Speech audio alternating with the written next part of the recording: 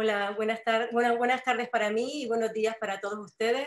Es un placer, la verdad, poder compartir en este momento pues, la posibilidad de poder estar con ustedes en el marco de aquí, darle las gracias a la Academia Judicial de Puerto Rico y, por supuesto, también a la presidenta del Tribunal Supremo. Hoy vamos a hablar de un tema, hombre, me encantaría haber estado ahí presencialmente, eso es una realidad absoluta, ¿eh? Pero nada, encantada de poder, la verdad que el agradecimiento es mío a ustedes por confiar. Yo espero que les guste lo que vamos a tratar en el día de hoy, pero simplemente lo primero que quiero decirles es que cuando hablamos de perspectiva de género, o cuando yo hablaba de perspectiva de género en un momento determinado, lo que nos encontrábamos, o yo lo que me encontraba yo con respuesta por parte del resto de lo que me estaban escuchando, era esto. Es decir, encontrábamos como efectivamente, una cosa nada más, Maritza, ¿se ve el cambio de pantalla? ¿De pantalla?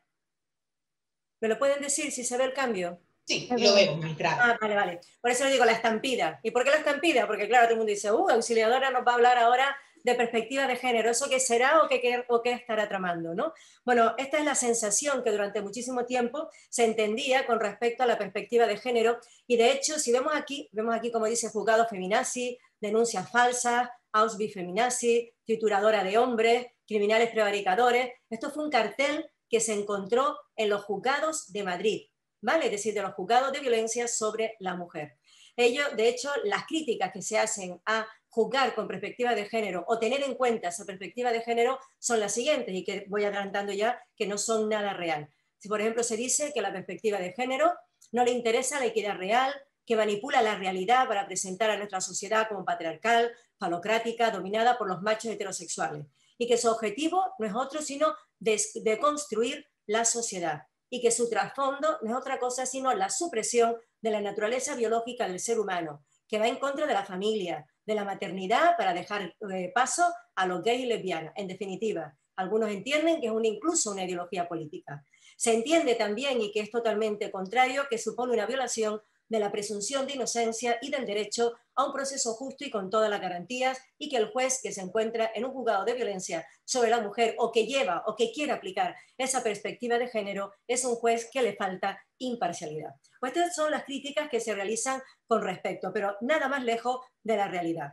Tenemos que decir y tenemos que partir de una idea clara. Primero, que nuestro derecho tiene género y precisamente el género no es el femenino, sino que el género es el masculino. Nuestro ordenamiento jurídico es masculino, pero con una realidad lógica y normal, porque cuando se crean estos códigos, estas leyes, ha sido creado por hombres dentro de una sociedad de hombres. Entonces el derecho no se nos puede olvidar que es poder que incentiva, que impone conductas, que instituye y excluye sujetos y que manda o prohíbe acciones. Por lo tanto, nuestro derecho se encuentra generizado y el uso de la perspectiva de género en la aplicación de la norma se va a ser imprescindible para acatar el mandato constitucional de igualdad y de no discriminación. Cuando tenemos un derecho masculino, tenemos que atender, en definitiva, a observar, porque en realidad la perspectiva de género no es otra cosa sino observar aquella norma que va en contra discriminación con respecto a la mujer y algo que inicialmente es desigual, lo que vamos a hacer mediante la aplicación de la perspectiva de género, lo que vamos a hacer es convertir algo en desigual inicialmente, convertirlo finalmente en igual. Por lo tanto, es una herramienta indispensable para lograr la igualdad efectiva de los hombres y mujeres, que tiene efectos en los justiciables que pertenecen a un grupo social determinado, el cual recibe un tratamiento desfavorable.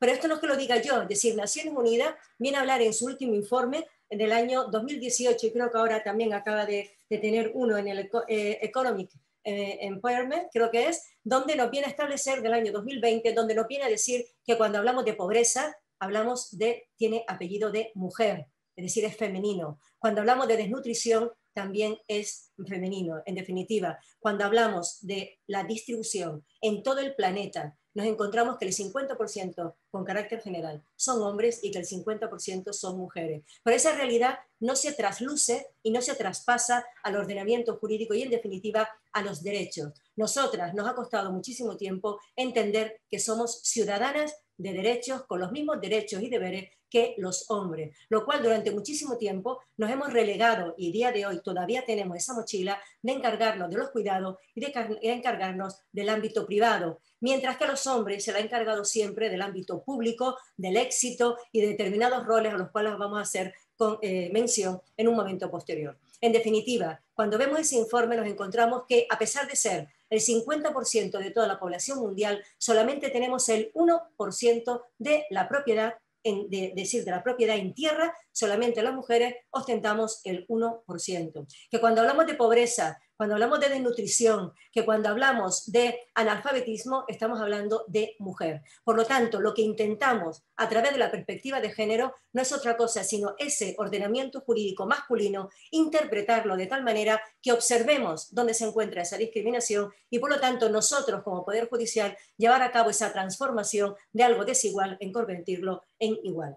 La igualdad no se va a alcanzar equiparando a las mujeres con los hombres si la igualación se realiza a los efectos de un ordenamiento jurídico que se encuentra impregnado con estereotipos de género, que sitúan al hombre y a los valores socialmente asociados al sexo masculino por encima de la mujer. Por ejemplo, nos encontramos el llamado y el famoso techo de cristal. Si nos encontramos en ese informe del año 2018 y este último del año 2020, todavía nos encontramos que los puestos de dirección apenas alcanzamos el 9% en todo el mundo. Señores, si hablamos también de parlamentarios, de puestos parlamentarios, ocurre de la misma manera. Por lo tanto, si no podemos estar en los lugares donde se ejerce el poder, nunca vamos a alcanzar realmente esa igualdad. Por lo tanto, para poder estar, es necesario estar, para poder alcanzar esa igualdad y para que se nos tenga en cuenta a la hora de adoptar determinadas decisiones. Por lo tanto, la perspectiva de género lo que pretende y lo único que pretende es desactivar esa desigualdad a través de la interpretación de la norma. Y qué mejor que todos nosotros. No solamente la perspectiva de género se aplica en el ámbito penal, se aplica también en el ámbito civil, fundamentalmente también en el ámbito social, también y en el ámbito contencioso administrativo. Nos encontramos, por ejemplo, estoy codirigiendo un curso de formación de perspectiva de género, diferenciando cada una de las jurisdicciones. Por lo tanto, es muy importante tener, en primer lugar, la conciencia, y esa conciencia de entender que lo que les estoy comentando. Existe discriminación en la propia norma, en su propia redacción, como consecuencia de la situación de un momento social determinado. Y solo a través de esa interpretación de la norma es cuando vamos a poder llevar a cabo esa igualdad. Todo esto tiene íntima relación con los llamados estereotipos de género. ¿Cuántas veces no hemos visto, ¿no? Esta imagen no es otra cosa sino simulando claramente los estereotipos del hombre y de la mujer, ¿no? Que el hombre piensa en el sexo, que mira lo poquito que tiene para poder planchar, periodo de concentración tampoco, habilidades domésticas, han visto ahí, más sexo, partícula para escuchar al otro, habilidad para conducir los coches, mientras que nos encontramos en la mujer y lo que más predomina es la ropa, la glándula te lo dije, el olfato para que todo brille, los rumores y los chismes, la conducción de coches, el manejo de ordenadores, etcétera, etcétera. Compras compulsivas, bla, bla, bla, dolores de cabeza, etcétera, etcétera. ¿Han visto? Son roles que además estos estereotipos de género se encuentran insertos en nuestra sociedad, pero desde el mismo momento que encendemos, por ejemplo, lo que es la televisión. ¿Vale? Desde el mismo momento que encendemos la tele nos encontramos que quien maneja el coche siempre en los anuncios nos vamos a encontrar que son ¿quiénes? Los hombres. Y que las mujeres vamos al lado de los hombres. O bien por el contrario es bastante difícil encontrar, por ejemplo, que es verdad que ha cambiado, es verdad que ha cambiado, pero tampoco, por lo menos aquí en Europa y en España, existen muy pocos anuncios en los que el hombre empiece a realizar determinadas tareas domésticas, sino que se sigue encomendando ese tipo de tareas a las mujeres. Y ya si no hablamos del rosa y del azul, el rosa para las niñas y el azul para los niños, que desde que nace van a estar aquí hasta arriba de rosa si son niñas y hasta arriba si son azul. Por lo tanto, esos son ya estereotipos y hablamos de una llamada violencia simbólica, a través de los signos. No hace falta que nos digan nada, sino de una manera totalmente sutil empezamos a estar impregnados de esos estereotipos de género. Y esos estereotipos de género, en cuanto que somos ciudadanos, nos vamos a encontrar que los vamos a plasmar después en nuestras resoluciones judiciales. Bueno, cuando hablamos de esos estereotipos, el ideal propio durante muchísimo tiempo de la mujer fue este. Una revista convoca un concurso para elegir a la mujer ideal española que competirá en Italia con las mujeres ideales al gusto de otros países. Ha sido seleccionada por Canarias como representante de España y ofrece un largo repertorio de virtudes domésticas. Sabe preparar bien un guiso y es excelente planchadora y modista.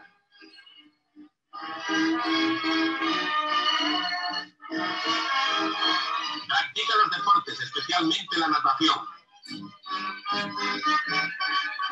Y como aficionada al arte, le gusta visitar los museos, lo cual forma parte importante de sus funciones como secretaria y guía de turismo en Las Palmas. Ya conocemos algunos aspectos de esta ama de casa ejemplar. Ahora sería interesante conocer su opinión sobre el hombre ideal para la mujer. Me gustaría que tenga la responsabilidad necesaria para formar un hogar y encontrar siempre en él el cariño y comprensión que toda mujer desea. Pues ya lo saben los caballeros y aspiran a ser también ideales. ¿Han visto? Son los roles de género. El cuidado, la mujer como segunda, la mujer solamente encargada de sí misma en el sentido de estar siempre dispuesta para todo aquello que quiera el hombre, etcétera, etcétera. Eso no solamente aquí en Europa, eso también ocurre, por lo tanto, en Latinoamérica, ¿no? Es decir, esto es algo que existe en toda la humanidad. Bueno, pues este es el sentido de aquella mujer que ser quería cuando estos textos legales, en definitiva, se encontraban establecidos. Si nos empezamos a ver, por ejemplo, aquí otro de los elementos, existen roles, ¿no? Entonces, esos roles del hombre tiene que ser rudo, tiene que ser valiente, tiene que ser mantenedor y claro, que tiene que ser también violento para ser entendido como un hombre, ¿no? Igualmente nos encontramos con que efectivamente muchísimas mujeres, ¿verdad? Cuando se les pregunta, les gusta el malote, ¿no? El malote es el que les viene a gustar. Mientras que las mujeres sexy de los futbolistas, ¿no? Si se fijan, estas son las mujeres que son las mujeres de los futbolistas de aquí de España, ¿no? Entonces nos encontramos con que efectivamente existen roles y existen determinadas ideas con respecto al hombre y con respecto a la mujer. ¿Y qué se entiende por género? No podemos confundir el sexo y lo que es el género. El sexo son las circunstancias fisiológicas y biológicas de qué diferencian a un hombre de una mujer. Mientras que el género son los papeles, los comportamientos, las actividades y atribuciones socialmente construidos que una sociedad concreta considera propio de hombres o de mujeres. ¿Esto quién lo dice? Pues mira, esto lo viene a decir Naciones Unidas en su recomendación 35, pero también aquí en Europa tenemos un convenio muy importante, que es el convenio de Estambul. Bueno, vamos a ver, lo de Estambul me llama a mí bastante la atención porque es el primer tratado vinculante de Europa donde se habla realmente de esa violencia de género y en definitiva de la discriminación que sufren las mujeres por el solo hecho de ser mujer. Lo primero que llama la atención es que Europa haya permitido que sea precisamente en Estambul, que todos sabemos que Estambul pues, no goza precisamente de ser donde se lleven a cabo la protección de esos derechos y libertades fundamentales, porque existen ejecuciones totalmente extrajudiciales, existen raptos, existe mutilación genital femenina, pero bueno, por algo que fue, no sé por qué, yo creo que tiene que ver algo realmente con el tema de la migración, ¿no?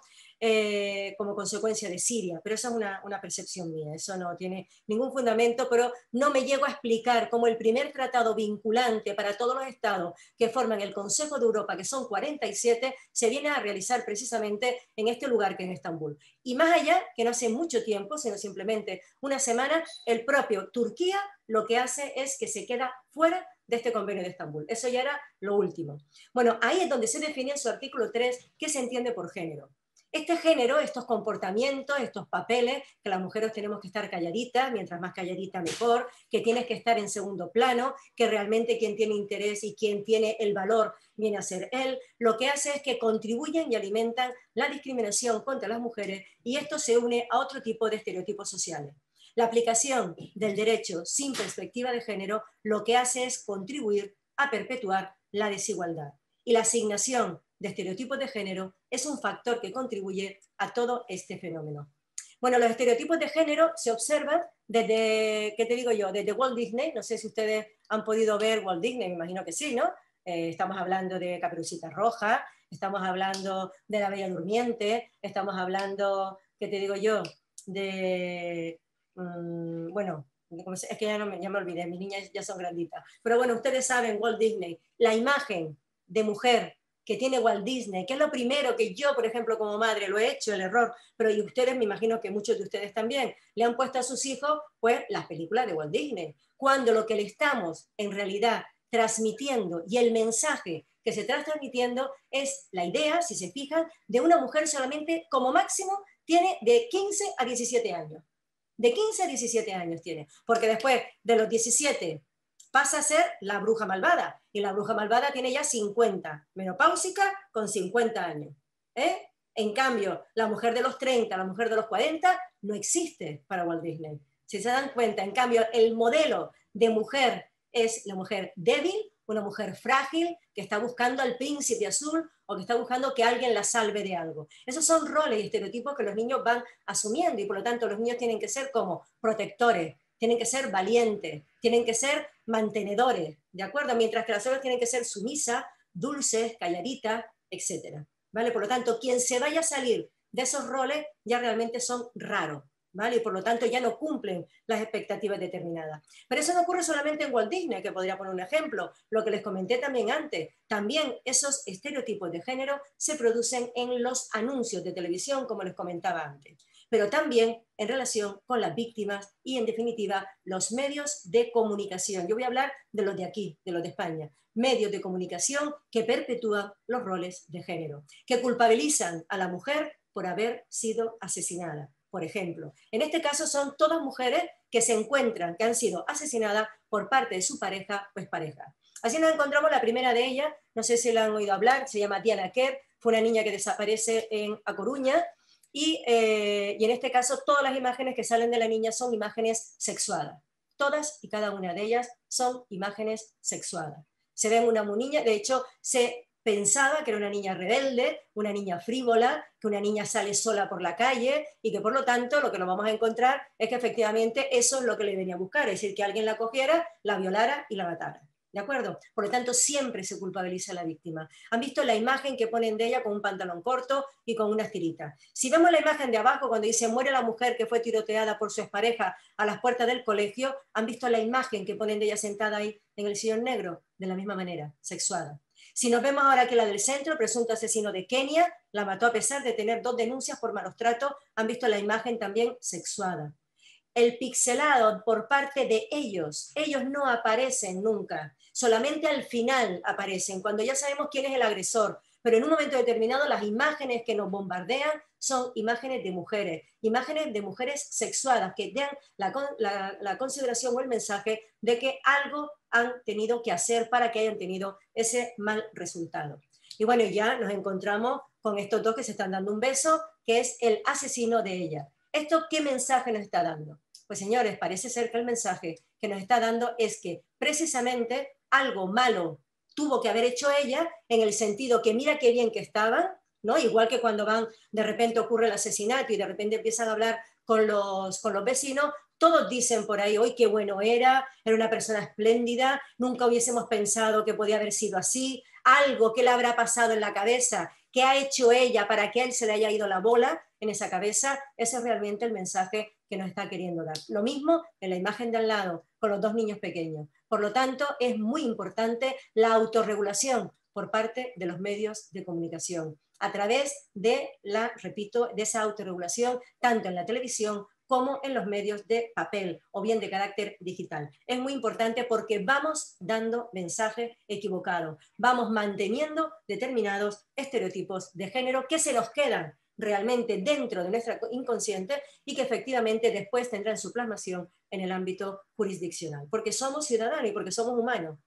En este caso, en España, en el año 2019 llegamos a 1000 mujeres asesinadas por parte de su pareja o expareja. Aquí en España solamente tenemos una ley, que es la Ley Orgánica de Protección Integral del año 2004, donde únicamente tenemos una parcela entendida como violencia de género, que es aquella que se produce en el ámbito de la pareja o expareja, cuando en realidad ese convenio de Estambul, que fue ratificado por España en agosto del año 2014, establece un concepto más amplio. Ustedes sí que tienen y fueron los primeros, por lo tanto, en configurar el feminicidio en el año 2007, si no quiero recordar mal. En este caso nos encontramos que nosotros no tenemos la figura del feminicidio, sino que tenemos una circunstancia agravante que se denomina razones de género, que se va a aplicar en determinados supuestos, ¿vale? Generalmente en muerte es decir, en homicidio o asesinato por parte de la víctima. A día de hoy creo que estamos sobre las 1082 mujeres que han sido asesinadas por parte de su pareja o expareja, pero se tratan de datos totalmente parciales. Parciales porque nos faltan los otros rostros de la violencia. También es violencia de género, como dice la normativa internacional, como dice Naciones Unidas y como dice el Consejo de Europa a través del Convenio de Estambul, la trata de seres humanos con fines de explotación sexual. Es violencia contra la mujer por el solo hecho de ser mujer. también los matrimonios forzados, la mutilación genital femenina, por supuestísimo el acoso sexual y el acoso por razón de sexo, las esterilizaciones y los abortos forzados. Todo ello no tenemos datos, y al no tener datos son invisibles a los ojos de nuestra sociedad. Y por lo tanto, si no tenemos datos, son invisibles y no podemos adoptar políticas públicas encaminadas a erradicar estas nuevas formas de violencia. Por lo tanto, estamos hablando de una violencia parcial, una violencia, no, unos datos de carácter parcial, de una violencia solo en el ámbito de la pareja o expareja. Cuando empecemos a cuantificar esos otros rostros de la violencia, se van a triplicar estas cifras. Yo formo parte del Observatorio del Consejo General del Poder Judicial de España y nos encargamos de realizar un estudio de los feminicidios de toda España. Año por año hemos hecho uno sobre las circunstancias agravantes de género, otro sobre la declaración, de qué manera se tiene que tomar declaración a la víctima, se los voy a pasar porque es bastante útil atender de qué manera se trata a la víctima. Cuando estamos en juzgados de violencia sobre la mujer, cuando estamos hablando de perspectiva de género, tenemos que tener en cuenta que no estamos ante una mujer igual que cuando estamos hablando de un hurto. No es lo mismo una mujer que va a denunciar un hurto que una mujer que es víctima de la violencia de género. Si no entendemos cuáles son las características y las circunstancias propias de una víctima de violencia de género, flaco favor le vamos a hacer a esa víctima. Debemos tener una escucha activa y debemos estar pendientes a ver todo y cada una de las situaciones. Tienen desconfianza en el Poder Judicial, tienen vergüenza de encontrarse en esa situación y sobre todo lo que tienen es miedo a mantener esa denuncia. Por lo tanto, muchas veces lo que hacemos es prejuzgar sus conductas. Por ejemplo, decimos que por qué ha tardado tanto en declarar, que por ejemplo, por qué si hubiese, y generalmente lo que pensamos es que si nosotros hubiésemos estado en su situación, no hubiésemos actuado igual. Claro que no, y eso siempre lo digo yo. Claro que no hemos actuado igual. Por lo tanto, nosotros no podemos juzgar con nuestros ojos la situación en la que se encuentra una mujer que es víctima de violencia de género en cualquiera de los ámbitos. Y todo ello porque no somos nosotros víctimas, ¿vale? Por lo tanto, debemos saber cuál es la situación en la que se encuentra esa mujer para poder entender cuál es la respuesta a esa conducta. ¿Por qué quiere volver con él? ¿Por qué quiere retirar la denuncia? Y debemos ser pacientes y, en definitiva, entender y tener empatía con esa mujer. Es muy importante. No basta, como digo yo, en un juzgado de violencia, no basta con que te sepan los artículos. No, señor. Tienes que saber en qué situación se encuentra, cuál va a ser su respuesta ante la situación, es decir, personal, sobre todo psicológica, en la que se puede encontrar. Bueno, siguiendo el tema, eso ya lo veremos un poquito más adelante. Siguiendo el tema de los estereotipos de género, nos encontramos que la aplicación de esos estereotipos legitima el uso de la violencia contra aquellas mujeres que no cumplen la normatividad sexual y de género. Por ejemplo, las mujeres lesbianas. ¿Por qué son tan criticadas? ¿Por qué son tan cuestionadas? Porque, claro, porque no cumplen esa normatividad sexual, lo que sería lo normal, ¿vale? Pero claro, eso de normal es una trampa. Es una trampa porque si se intenta seguir un camino diferente, se justifica lo que es la violencia. Y generalmente para nosotros, para entendernos que nosotros las mujeres somos menos o somos inferiores a los hombres, el uso de la biología se hace como justificación. Se justifica, ¿no? Como tú eres la que das a luz, como tú eres la que te encargas del niño, pues entonces como das a luz, eres la obligada a tener que encargarte del niño, la obligada de tener que encargarte de la casa, la obligada a tener que, ¿qué te digo yo?, hacer la comida, etcétera, etcétera. Bueno, y aquí nos encontramos con un personaje que se llama Plinio. Bueno, yo me quedé muerta cuando me enteré que era un filósofo del 273 a.C., pero que encima era canario. Bueno, a mí cuando me dijeron ya que era Plinio el Viejo, que era canario, pues yo ya me quedé, la verdad, bastante preocupada, ¿no? Porque mira lo que viene a decir él en su Historia Natural. Dice, la mano de la mujer, bueno, y esto lo he escuchado yo aquí muchísimas veces, y me imagino que ustedes allí también muchísimas veces, pero vamos, muchísimas. Dice Plinio, cosas maravillosas, ya verán. La mano de la mujer con la menstruación convierte el vino en vinagre. Increíble. Agota las cosechas, mata las semillas, marchita los jardines, hace caer la fruta de los árboles, empaña los espejos, oxida el hierro y el latón, mata las abejas y enloquecen los perros. Un crack. Este Plinio era un crack. Bueno, por lo menos aquí en Canarias y en España se decía muchísimas veces cuando yo era jovencita, me decían que queríamos ir, por ejemplo, que te digo yo, a un sitio, a una bodega, y me decían, no, si tienes el periodo no puedes entrar. Si tienes la regla no puedes entrar ahí, como que no, pues no podía. O si vas a hacer la mayonesa, que se te iba a cortar la mayonesa. ¿Cuántas veces hemos escuchado todo ese tipo de mentiras? Porque son auténticas mentiras. Lo que les decía antes, en relación con estos estereotipos, a nosotras, las mujeres, se nos exige ser dulces, encargadas del cuidado, de afecto, de entrega, biológicamente incapaces para actividades comerciales, para los negocios. En cambio, ellos tienen que ser valientes, también tienen estereotipos, rudos, mantenedores y protectores. Esto llega hasta tal punto, señores, en la que nos podemos encontrar, por ejemplo, en el año 2010, revisando para hacer yo una ponencia, me encuentro como se decía al final de los digitales, ¿no?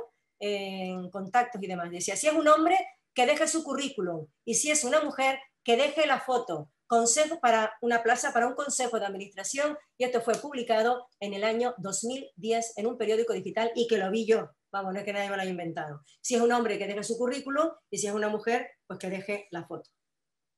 ¿Qué pasa con estos estereotipos de género? Con todas estas cosas que hemos hablado. Pues todo ello se observa y se traslada fundamentalmente al plano judicial, ¿vale? En la fase de enjuiciamiento, en esa declaración de la víctima, en pensar nosotros que si ella ha tardado tanto, pues para tanto no sería, porque nosotros hubiésemos actuado mucho más tempranamente. Pues no, señor, pues eso no es así. Porque las mujeres que son víctimas de violencia de género tienen sus tiempos determinados, tienen el momento oportuno para poder ser entendidas.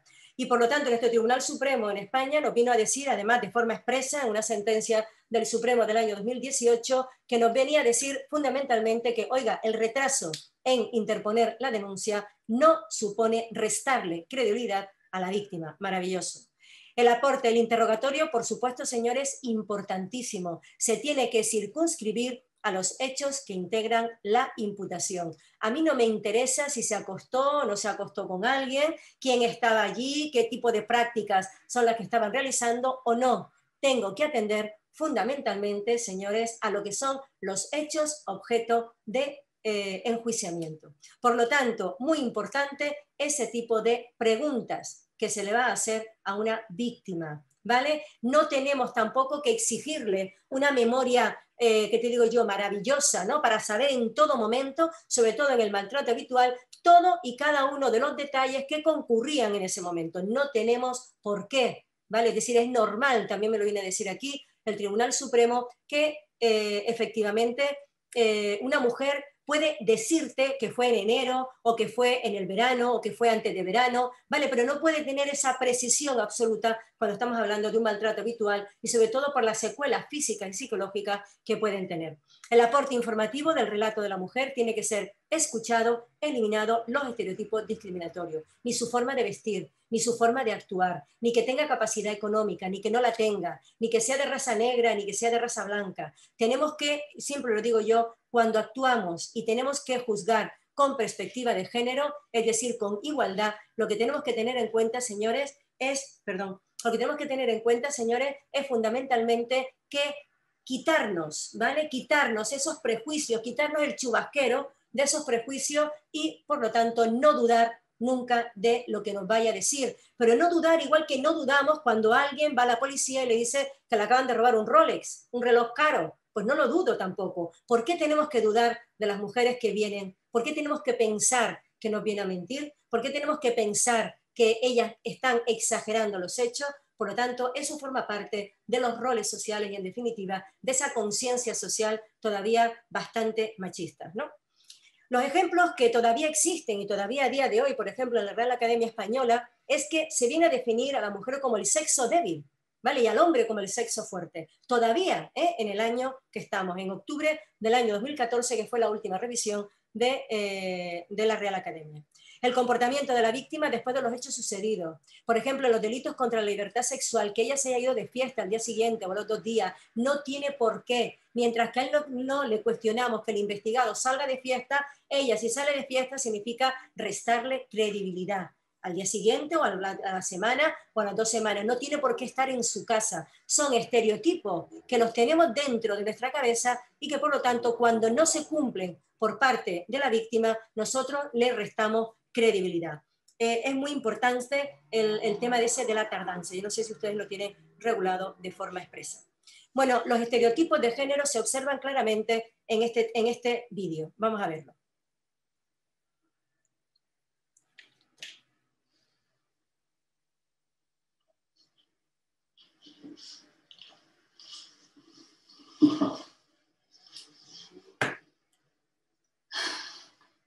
Qué niña más bonita. Eres una princesa.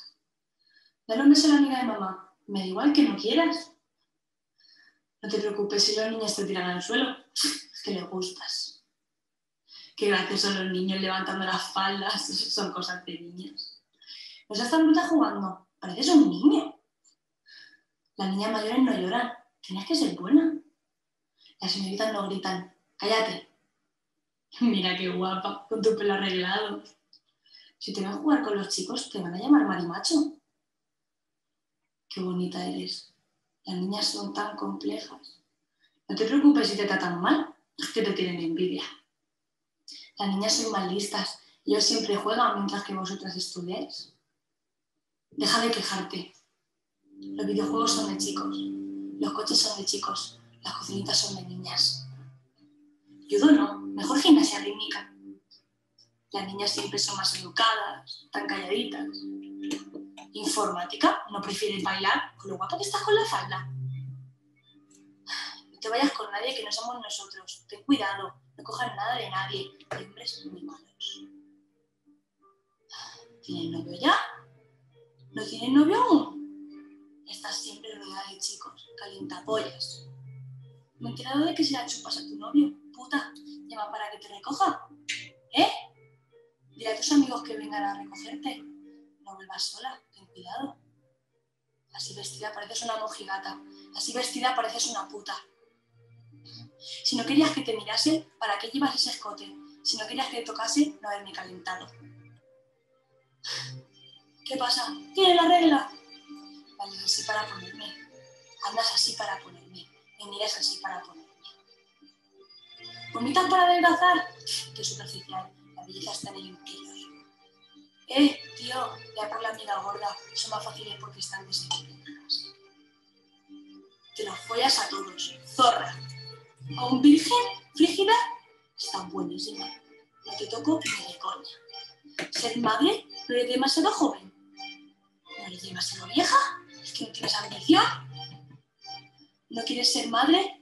Eres demasiado joven para saberlo. Vas a perderte lo más importante de tu vida. María es demasiado para ir al instituto.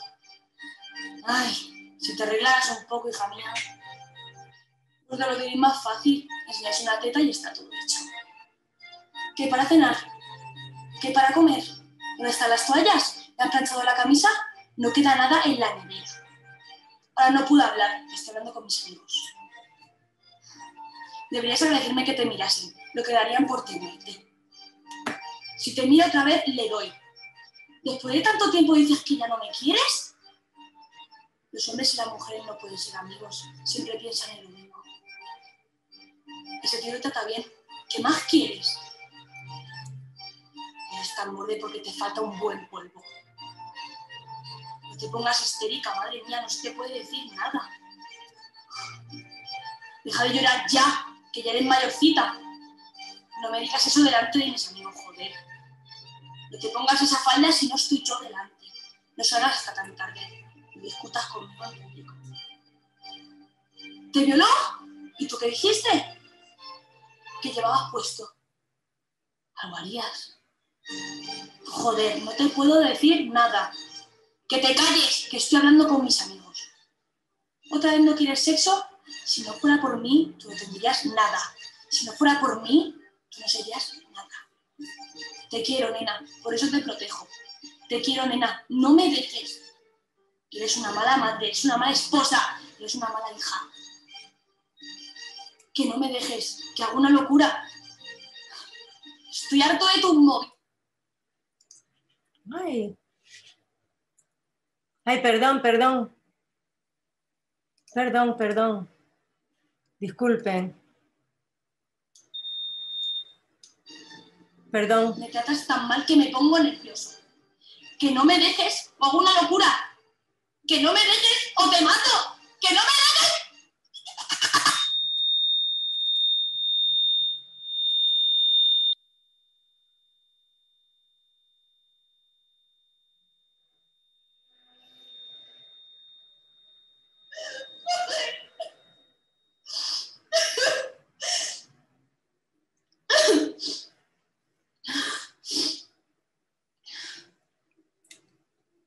muerta.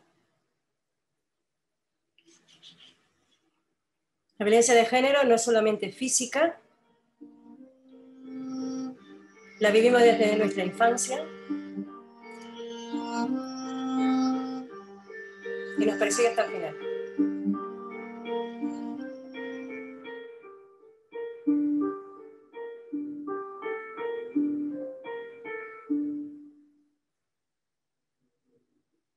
Bueno, esto fue un vídeo de una niña de 17 años que cuando iba a la universidad, antes de ir a la universidad, lo que hizo fue realizarlo, ¿no? La verdad que era excelente. Disculpen que se saltó ahí como una especie de mensaje que pusieron, ¿eh? Bueno, entonces lo que les comentaba, esos realmente son los estereotipos. Todo ella los acaba de reunir todos y cada uno. Bueno, el uso de la perspectiva de género en la interpretación. A ver un momentito. Ay, por favor. No sé lo que pasa, la verdad. No sé por qué pasa esto. Venga, el uso de la perspectiva de género en la interpretación y aplicación del derecho, que se encuentra ya de por sí, lo que les decíamos antes, generizado, es imprescindible para acatar el mandato constitucional de igualdad y de no discriminación. Lo que les he comentado, es una herramienta indispensable para lograr la igualdad que vaya a ser efectiva, en el sentido de tener un impacto en la vida de los justiciables, especialmente lo que les comentaba antes, en aquel grupo de personas que reciben un tratamiento desfavorable. Y dentro de este grupo nos encontramos con las mujeres. La aplicación del derecho sin perspectiva lo que hace es perpetuar la desigualdad. Y muy importante, el sesgo de género, que tienen muchos o que tenemos muchos operadores jurídicos, tiene que ser neutralizado a través de mecanismos y prácticas que más que reproducir la desigualdad, lo que tienden es a superarla, haciendo de la justicia un bien universal. Es decir, a través de la perspectiva de género, a través de la aplicación de la perspectiva de género en el ámbito judicial, lo que inicialmente es desigual, vuelvo y repito, se convierte en igual. Este es el techo de cristal que muchas veces nos encontramos nosotras, las mujeres, y todo ello porque lo dijimos anteriormente, ¿no? Es decir, a nosotros se nos encomienda el cuidado, a nosotros se nos encomiendan las labores domésticas y por lo tanto, aunque seamos incluso juezas, que me ha pasado a mí perfectamente, los años de crianza de los niños siempre lo tienes que llevar tú. Y por lo tanto, el punto de partida entre hombre y mujer para llegar a los puestos de poder siempre van a ser mejores ellos que nosotros. Todo ello porque nosotros nos encargamos del cuidado. Y mientras nosotros nos encargamos del cuidado, lo que ellos hacen es encargarse de su carrera profesional y por lo tanto siempre hay un avance con respecto a nosotras. Eso lo que debería la norma es llevar a cabo una igualación y atender, por ejemplo, que durante el tiempo de maternidad de nosotras, es decir, en el tiempo en el que estuvimos, debería ser tomado, por ejemplo, como tiempo efectivo a los efectos llevar a cabo una igualación. Debemos reconocer, y lo hemos dicho, que nuestro ordenamiento jurídico es masculino y que esto nos va a obligar a una revisión crítica. Se trata de un nuevo quehacer jurídico y su potencial transformador mediante la neutralización de los estereotipos de género que existen con el objetivo de alcanzar esa igualdad efectiva que a día de hoy no existe. Y muy importante, no se puede acudir a recursos de acción positiva para igualar a los que formalmente son iguales cuando materialmente son desiguales. No se puede aplicar la misma norma que puede ser discriminatoria para las mujeres de forma diferenciada. Por otra parte, siguiendo también con esta perspectiva, lo que hemos dicho, ¿qué significa aplicar esa perspectiva de género? Muchas veces dicen que lo que intentamos es creernos a la mujer por el solo hecho de ser mujer. Pues mire, señores, va a ser que no. Eso no significa aplicar la perspectiva de género. En alguna ocasión se podrá aplicar y podrá tener unas consecuencias y en otra ocasión no tiene por qué. Eso no supone tampoco el derecho a que estemos en contra de ese principio de presunción de inocencia. No se confundan. Una cosa son los principios del ordenamiento jurídico penal y desde el punto de vista procesal, y otra cosa muy diferente, estaríamos hablando de esa perspectiva de género.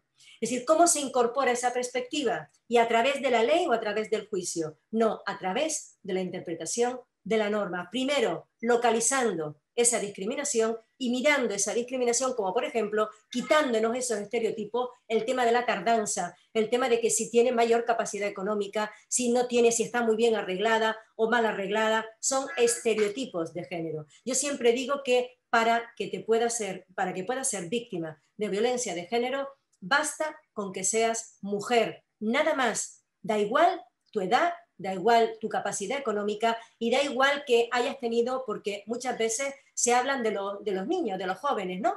¿Qué pasa con los jóvenes que están siendo más machistas? Por ejemplo, eso se plantea mucho en España. Pues lo que pasa es lo que pasa en todos lados. Consumen una música determinada, consumen unos videojuegos determinados, consumen una televisión determinada, una serie determinada, como por ejemplo, no sé si ustedes conocen, me lo pueden decir por ahí si lo conocen o no, ¿cómo se llama esta? ¿Cómo se llamaba? Pretty Woman, ¿recuerdan? ¡Ay, qué bonito Pretty Woman! ¿La recuerdan esa? A ver si me lo dice Marisa o me lo dice alguien. Sí, magistrada, la recordamos. Vale, perfecto, se conoce. Por eso sí que me respondo porque parece que estoy aquí hablando yo sola con el ordenador. Bueno, por lo que les decía, Pretty Woman, maravillosa Pretty Woman, preciosa la película, preciosa, preciosa. Claro, salvo que te pongan la gafita de la igualdad. Como te pongan la gafita de la igualdad, ya no lo vamos a ver igual. ¿Por qué no? Porque estamos viendo a una mujer como a una mujer que es prostituta, pero no se acuesta con el cliente, porque el cliente tampoco se quiere acostar con ella, y es prostituta, ¿eh? Pero ella es débil, él la va a salvar, él le va a poner todo lo que ella necesita. Entonces ya tan bonita, yo creo que no va a ser esa película. Pues como esa tenemos millones. Siempre tenemos el estereotipo del hombre salvador, del hombre mantenedor, de que nos va a proteger y nos va a salvar de lo peor del mundo, que nosotras no podemos porque somos débiles, ¿vale? La debilidad femenina, ¿no? Qué bonito es. Vale, pues no, pues va a ser efectivamente que no. Bueno, entonces, ¿qué significa aplicar la perspectiva? Significa, en definitiva, ubicar esa discriminación y llevar a cabo, según cada caso, de la interpretación de esa norma para llevar a cabo esa igualdad entre ambos. La justicia de género no busca una justicia particular para las mujeres en tanto tales, sino que aspira a que los parámetros a través de los cuales se comprende y se aplica la justicia no refuercen ni reproduzcan las discriminaciones que forman parte del sistema sexo. El tema este, no, es que ella está loca, o tiene algún tipo de discapacidad, pues bueno, pues ya está, pues entonces no me la creo, ¿no? Es decir, son estereotipos de género que después lo que hacemos es trasladarlo a nuestras resoluciones judiciales, y eso lo que hace, en definitiva, es perpetuar los roles de género. Por ejemplo, yo le voy a poner un ejemplo claro, el Código Penal español, el español, me imagino que el de ustedes será igual, no es una ley neutra, es un código que fue creado, el último es del año 1995, que se ha mantenido hasta la actualidad, que es un código de hombres en una sociedad de hombres, hecho por hombres, ¿vale? Donde se entendía que la mujer se encargaba de la casa, la mujer aquella que vimos en el momento inicial. Ya en el año 1963, mira tú cómo estábamos, había una figura jurídica que se llama el uxoricidio, con X, que lo regulaba en el artículo 428, y se decía que el marido que sorprendiendo en adulterio a su mujer, matase en el acto a los adúlteros o a alguno de ellos, o les causase lesiones graves, será castigado con la pena de destierro. Si le produce lesiones de otra clase, quedará exento de pena. Esta reforma, señores, estuvo hasta el Código Penal de 1963, para mí hasta el otro día.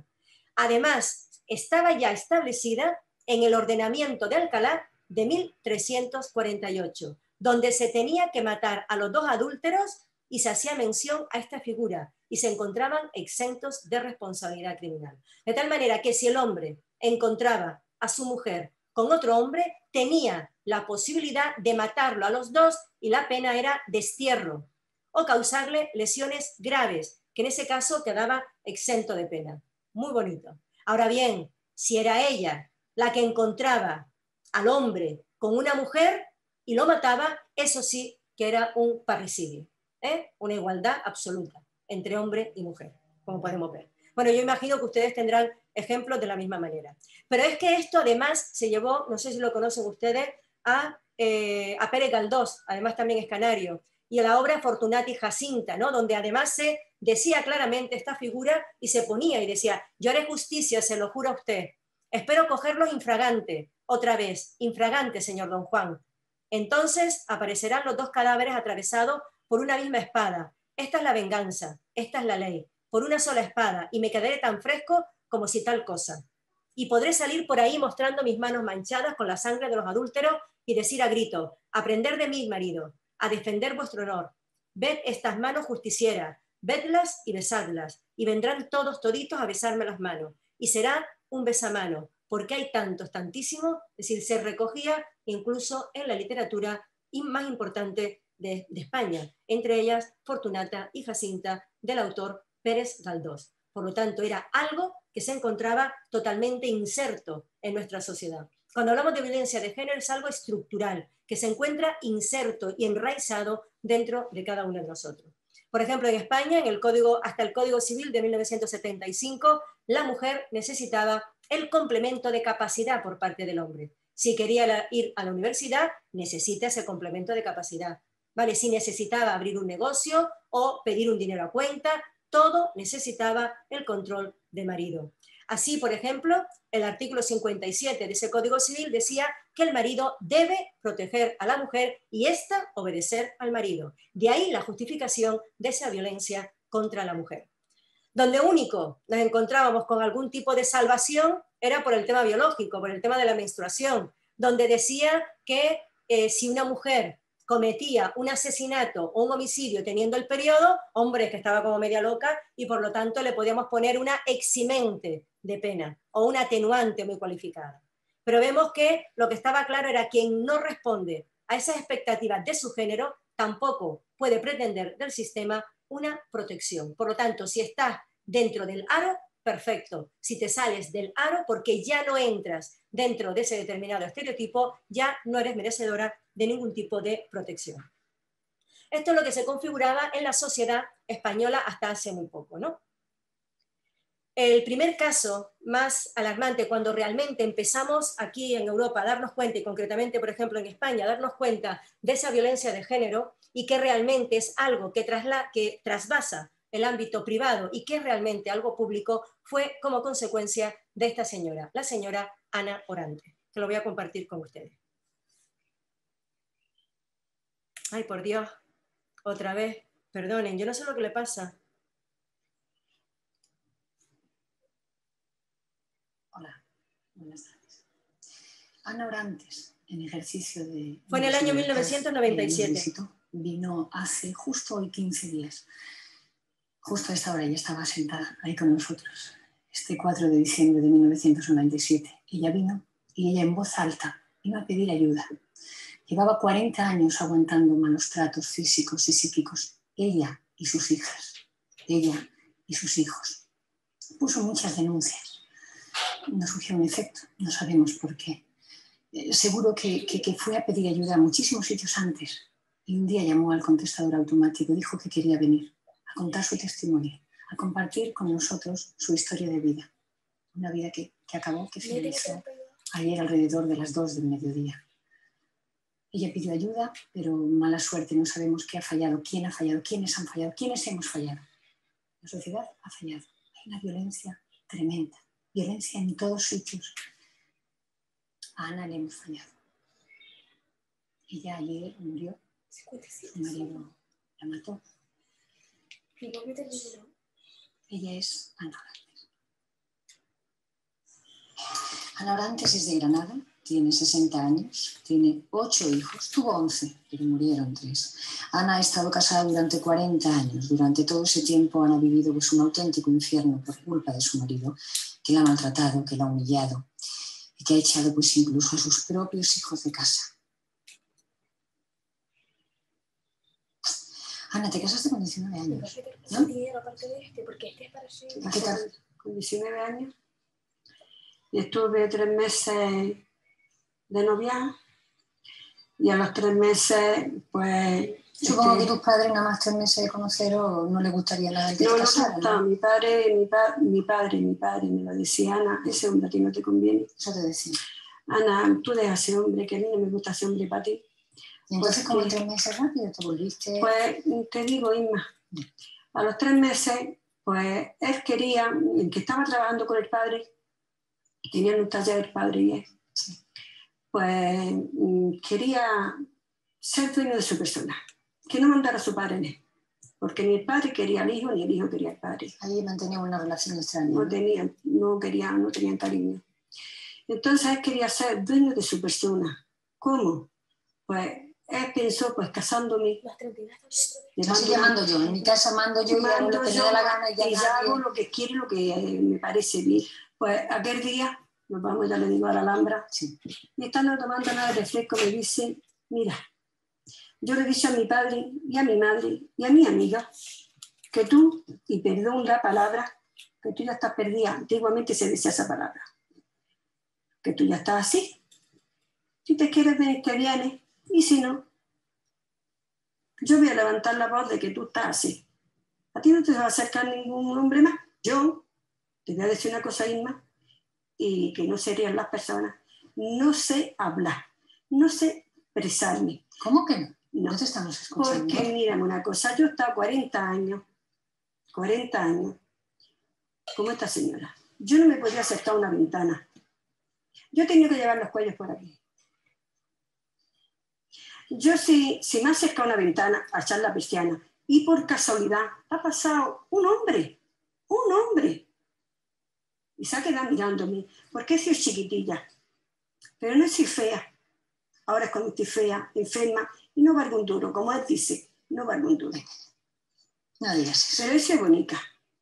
Se ha quedado mirándome y me han dicho, ¿de qué te viene ese tío? Es que te conoce, estás acostada con él. Y yo me dio lástima, a pesar de que él me había pegado, me dio lástima de que su padre le pegara a él aguantar. Y le dije, papá, no le pegue usted, papá, no le pegue usted. Bueno, cuando ya se calmó todo, fue y le pedí perdón yo a él. ¿Y sabes lo que me hizo, Isma? Escupirme a la cara. Le pedí perdón porque le había pegado a su padre por culpa mía. Me escupió a la cara. Bueno, otro día viene su madre y su padre se lo cuenta, lo que había pasado. Y le dijo que él no se tenía que meter en nuestro matrimonio, que cuando me diera una aguantada, o cuando me dieran besos, pues de ahí ya vinieron, no aguantar, paliza. Yo tenía los pelos por aquí, por la espalda. Todas sus cosas era de cogerme de los pelos, de darme contra la pared, me ponía la cara así, y yo no podía respirar, yo no podía hablar, porque yo no sabía hablar, porque yo era una analfabeta, porque yo era un bulto, porque yo no valía un duro. Así ha sido 40 años. Luego empezaron a nacer mis hijos, yo he tenido 11 hijos. En la cuarentena yo ya no veía nada, ya veía la barriga para arriba. Porque él venía borracho. Me daba una paliza. Porque estaba ese vaso así no tenía que estar el vaso, tenía que estar boca abajo. Si estaba la silla aquí no tenía que estar la silla, tenía que estar en el otro sitio. Ya tenía los palos encima. Yo no podía ver a ninguno de mi familia, a ninguno. Mis hermanos se han casado, que yo fui casi la primera que me casé. Yo no podía ver bodas de mis hermanos, de ninguno. Él me quitó que yo viera a mi familia. Ha sido trabajador. Ahora, era salir de trabajar, meterse a la taberna, venir borracho perdido, jugar mucho a las cartas. Le han gustado un poquito las mujeres, no que se haya ido con ellas, pero le han gustado las mujeres. Le han gustado las niñitas desde 8 años para arriba. Desde 8 años para arriba. Me gustaban las niñas. Me daba una paliza. A otro día me decía, estaba llorando Anitilla, porque me decía, Anitilla, perdóname, ya no va a pasar más. Ya no te voy a pegar más porque tú no olvidas, porque no le hagas caso a un borracho, porque... Yo lo creía. Lo creía porque tenía 11 hijas, no tenía dónde irme, porque yo no podía irme con mi padre ni con nadie. Yo tenía que aguantarlo, que me diera paliza sobre paliza, paliza sobre paliza, un día sí y otro no, y este en medio, que me dijera todo lo que él quería, todo lo que quería, de eres una por aquí, eres una por allí. Esas eran sus palabras, ¿ves? Eso lo saben mis hijos. Eso lo saben mis hijos mayores, que tengo 2, que le da lástima de que ahora a los 40 años haya dejado a su padre le da lástima. De su padre. De su padre. Tengo una hija con 14 años, que esa no quiere saber nada de mí. Y yo, por parte, le doy la razón. Le doy la razón por parte y por otra no. Mi hija un día estaba peleándose con un hermano, con mi tercero. Estaban peleándose como hermanos, jugando. Y le vino a aguantar el culo el hermano a la niña. Tendría la chiquilla unos 10 años más, no tenía. Entonces le dijo, mira, no vas tú a creerte que por qué papá me toca a mí los muslos, me va a tocar tú ni el culo, que te mato. Entonces le dije, niña, le regañé. Niña, pero bueno, ¿eso qué es? Sí, mamá, es que tú no te das cuenta. Dice, pero cuando nos sentamos en la mesa a comer, él mete la mano por debajo y me toca la muslos. Entonces yo le digo, ¿por qué no me lo has dicho? Dice, porque sé que te va a pegar. Sé que como te lo diga, se lo dices tú ahí y te va a pegar. Así dice que lo hacía, que lo hizo con todas, menos con... Menos con esa. Con Raquel. Con todo, menos con esa. Menos contigo. Conmigo. ¿Y tú sabías las cosas que le estaba pasando a tus hermanas? Coge el micrófono si no te importa. A ver si vas a estar más cómoda tú. Yo soy mucho menor que ella. Con mi hermana mayor me llevo, no sé si son 20 años. Ya, mucha diferencia de edad, sí. Había otro ambiente, sí. Era... Con mi hermana, la otra, me llevo 8 años. ¿Tú con la mayor? Con la mayor es la que se fue, que se casó con 14 sí. años. ¿Tú has hablado con ella de esto? No. Con la otra sí, pero con ella no. Ella cuenta a veces cosas, ¿no? Pero todo. Y mi hermana, la otra, pues poco a poco nos vamos enterando de las cosas porque tampoco nos hemos enterado de todo lo que ha pasado. Cuenta cosas, pero tampoco lo sabemos. Y entonces ahora, ¿por qué la reacción por parte de algunos hermanos tuyos de no hablarle a tu madre si ella más no ha podido hacer? No lo sé. No sé si lo quieren, si es que quieren a mi padre realmente, es que no lo sé. Bueno, pues este fue el primer caso que tuvimos nosotros en violencia de género, es decir, en España, y que fue realmente el revulsivo y que dio lugar a esta señora, después a la semana fue muerta y fue quemada en su jardín por parte de este señor. Por lo tanto, eso supuso el hecho de entender que efectivamente la violencia de género era algo que no se podía dejar en el ámbito privado y que por lo tanto requería una tramitación. Después ya posteriormente, eso fue en el 97, posteriormente en el año 2004 es cuando surge la Ley de Protección Integral. Pero realmente este fue el punto de partida de la concienciación de la sociedad de que la violencia de género no es algo privado, ¿vale? Sino que es algo que nos pertenece a toda la sociedad y que no podemos ser cómplices de esa violencia. Si somos vecinos, no podemos ser cómplices cuando escuchamos al lado de otra pared que efectivamente se está produciendo la violencia de género. Como voy a decir, esta campaña que estuvo muy bien en España, cuando decía tus amigos y vecinos sienten no haber hecho nada. Es muy importante la colaboración vecinal, incluso aquí existen protocolos de actuación donde se ponen en contacto, no con el vecino, es decir, el vecino que escucha, por ejemplo, un acto de violencia de género, hay un QR en cada ascensor, donde a través de ese QR se ponen en contacto inmediatamente con la policía, ¿vale? Por lo tanto, en esos casos es muy importante la colaboración ciudadana y también de ese tercero que va por la calle y que ve los actos de violencia. Es verdad que durante muchísimo tiempo estaban todos en silencio, tanto los vecinos como los terceros, pero poco a poco y día a día hemos visto a través de los informes del observatorio donde estoy, efectivamente el incremento de denuncias realizadas por terceros, incluso aunque ellas no quieran declarar, lo cual supone un gran avance en el sentido de que podemos rescatar más vidas, como digo yo, y quitar a esas mujeres que se encuentran dentro de esa violencia y poder sacarlas, a pesar de que ellas a lo mejor en muchas ocasiones no quieran ni siquiera salir, porque no se ven preparadas, ¿vale? Por lo tanto, es muy importante respetar la situación en la que se encuentra la mujer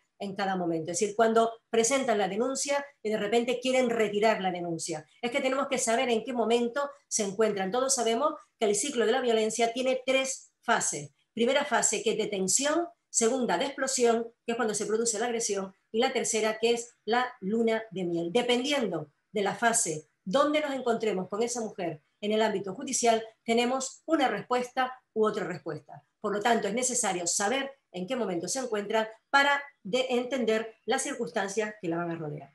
Bueno, pues es muy importante esa valoración del riesgo, porque si no usamos esa perspectiva de género, no vamos a adoptar medidas de protección, no solamente a las mujeres, sino también tenemos que tener en cuenta a esos niños y niñas que se encuentran expuestos a la violencia de género y que, según por ejemplo la macroencuesta española, estamos hablando de 1.650.000 niños que en este mismo momento están sufriendo violencia por el hecho de que su padre o la pareja de su padre esté ejerciendo violencia sobre su madre. No es necesario que se produzca ningún acto de violencia concreto hacia ellos. Basta con que vivan en un clima de violencia. A eso se refiere la normativa internacional, el Comité para la Eliminación de todas las formas de discriminación. Se ha establecido una especie de criterio y se dice que el riesgo de homicidio en cualquier mujer, con independencia de la edad, de la raza, de su capacidad económica, es un 0,00099%. En el caso de que interponga la denuncia, baja hasta un 0,0024%.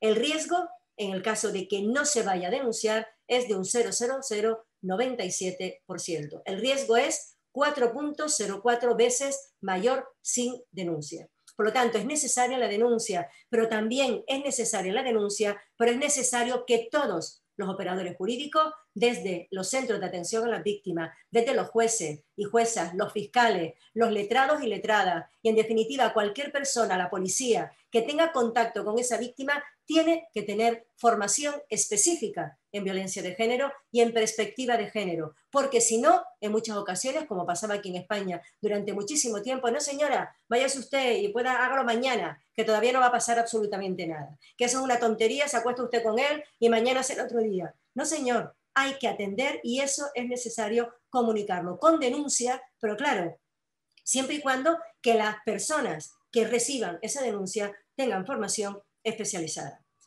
Esta es la única foto que he tenido, porque estos son hombres que han matado a sus mujeres. Es la única foto que he encontrado en Google, la única. Es decir, hombres españoles que en el año 2019 mataron a su pareja o a su expareja. Estos que están aquí, ¿de acuerdo?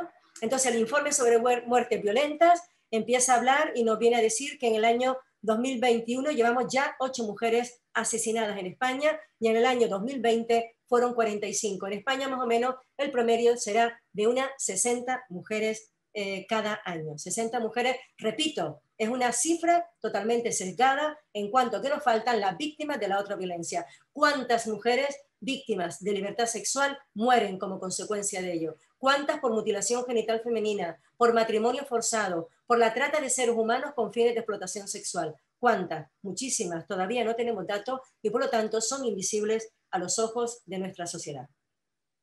La valoración del riesgo es algo también que tenemos que tener en cuenta y que tenemos que entender esa peculiaridad específica de la mujer víctima de la violencia. Un ejemplo claro también lo tenemos en esto. Bueno, yo soy casi marividio, ya ustedes lo verán. Es muy... Ay, por favor.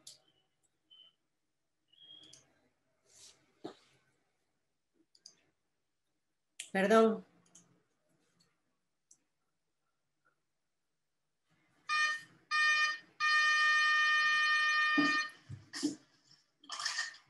Virgi, no estoy, dame tiempo, tía. ¿Me oyes? Que no estoy. Virgi, ¿me oyes?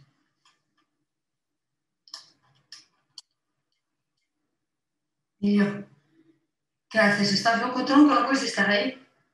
No, ni momento ni nada, voy a llamar a la policía. Pero si no me puedes llamar, ¿sabes que no me puedes llamar? Porque no soy imbécil. Porque llamas siempre a la misma hora, sé que eres tú, que tienes un teléfono nuevo. Tú estás mal, tío, que son las 11 de la noche. Adiós. Que no, que te vayas, adiós.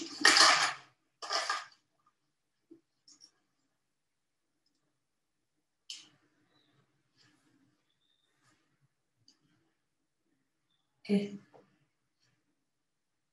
¿Quién? ¿Tu madre? No. Titina. ¿Pero se murió? ¿Cuándo se murió? Lo siento mucho, Emilio. No podéis subir, que tengo un móvil de la policía, les llamo, voy a llamarles. Vete, por favor, no me hagas llamar, que vi que iba a venir, vi que está al llegar. Pero no ves que no te quiero, hostia, que me he jodido la vida. No, yo quiero mucho a tu madre. ¿Pero de qué se ha muerto Titina? ¿De lo suyo? ¿Se cayó? ¿Cómo que se cayó? ¿Pero dónde se cayó? ¿Estás llorando? Emilio, tú no lloras. No llores, Emilio, yo ya te quería mucho. No, Emilio, yo no puedo quererte, tú no sabes querer, tú a mí me has jodido viva. Yo lo siento. Adiós, Emilio. ¿Qué favor? ¿Qué reloj? Que sí, está en el altillo, pero te estoy diciendo que te vayas. Por Dios, te lo suplico, Emilio, vete. Que no voy a ver, pero te déjame en paz. Mentira, tu madre me regaló ese reloj. Lo tengo en un altillo porque quiero. Vale, yo te lo mando. No voy a discutir por el reloj de tu madre. Mañana te lo mando a la casa de Vicalvar. Adiós.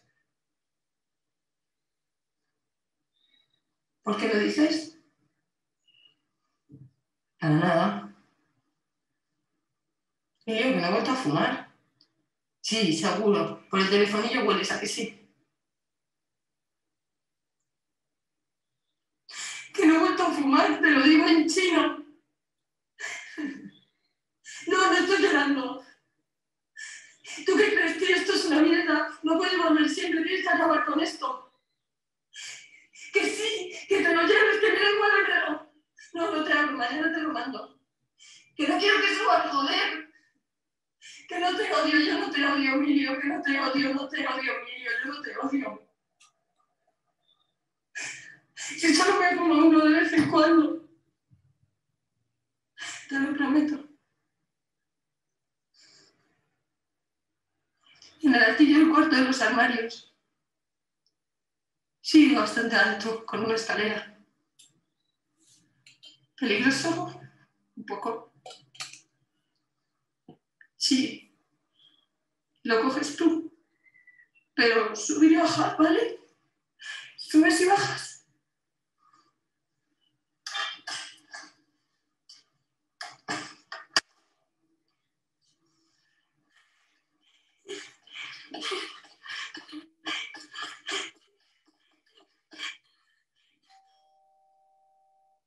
Esta fue la recreación de una señora que realmente al final pues falleció y que por lo tanto se hizo un anuncio, ¿no? Con la situación que había vivido. Había por lo visto un niño de 8 años que había visto toda la situación.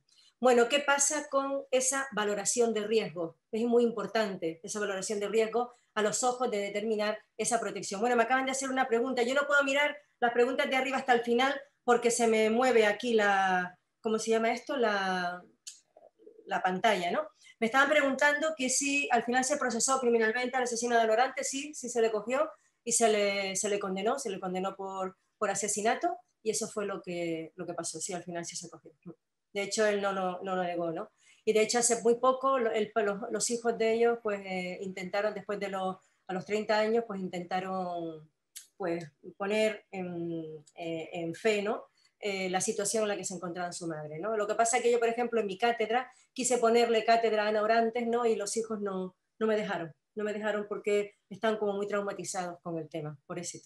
Bueno, este convenio de Estambul, lo que les comentaba, que es el convenio que además lo que hace es recoger la normativa de Naciones Unidas, habla de la necesidad de gestionar el riesgo y por lo tanto que cada uno de los estados tengan que adoptar políticas públicas encaminadas con esa finalidad, en definitiva a esa valoración. Se tiene que llevar a cabo una protección judicial y la protección judicial depende directamente de esa valoración del riesgo, la necesidad de motivar nuestras resoluciones judiciales, la acreditación de un riesgo para la beneficiaria de la medida, ¿vale? Es necesario acreditar un riesgo y es necesario que ese riesgo sea real, ¿de acuerdo? Determinación en qué consiste ese riesgo, determinación de cómo se conjura gracias a la medida adoptada, es decir, que considero proporcionada a las circunstancias del caso concreto que esta medida, esta orden de alejamiento, esta prohibición de aproximación o de comunicación va a ser suficiente para el fin. O por el contrario, considero que no es necesaria, ¿vale? Que no es necesaria o por el contrario considero que no es efectiva y que por lo tanto tengo que ingresarlo en prisión. Aquí también nos encontramos con las llamadas pulseras telemáticas. No sé si ustedes tienen ese tipo de servicios, si me lo pueden decir Maritza o alguien por aquí. Son pulseras que te ponen con la finalidad de llevar a cabo una protección y que la víctima sepa en todo momento dónde se encuentra el agresor, ¿vale? Y en el caso de que vaya a... Sí, los grilletes, sí, vale. En el caso de que vaya a estar dentro de la zona de exclusión, pues en ese caso, en la zona de inclusión, perdón, en ese caso inmediatamente saltan las alarmas. La motivación resulta esencial de cara a la resolución por parte de las distintas resoluciones judiciales.